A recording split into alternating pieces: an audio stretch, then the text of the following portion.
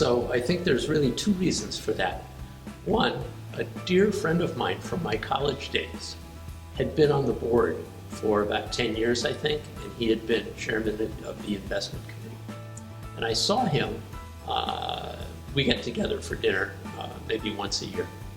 And it was maybe 4 years ago. And he looked across the table at me and he said, "Richard, I have something for you that you need to do." And he's a dear old friend of mine. He doesn't often ask me to do things for him. So when he does, of course, I will do it. So he invited me to learn more about AUBG and to get involved. So that's really like the factual answer to your question, why did I get involved? But really, beyond that, I don't have to do everything that he tells me to do, or I don't have to say yes when he asks me. So, why did I get involved?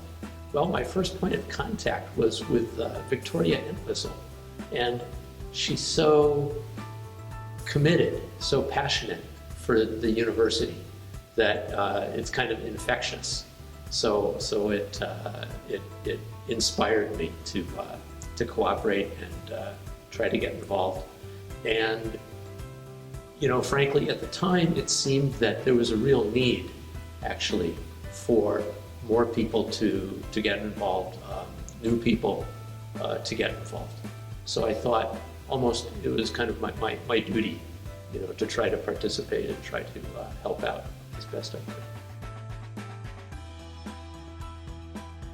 Well, in one sense, we can answer the question by saying, well, look at the newspaper. Look at the news. See what's happening. See what the trends have been over the last 30 years since the opening of the region in a post-communist era. There's been some successes, there's been some failures, there's been some more rapid movements in a certain direction and some retracing or some slowdown in the movement. So to have the university here at this time in this situation, it's always important. Sometimes you hear people say, oh, now more than ever, this is the most important time. We see the events that are happening, so it's never been more important than right now. And I'm not just talking about AUBG, but I'm talking about various kinds of movements. You often hear that. It's never been more important than right now. And I don't think that's true. It's never been more important than always. In the 90s, it was important. In the aughts, it was important. In the teens, it was important. And now in the fourth decade, it's also vitally important. It's always important, the mission here.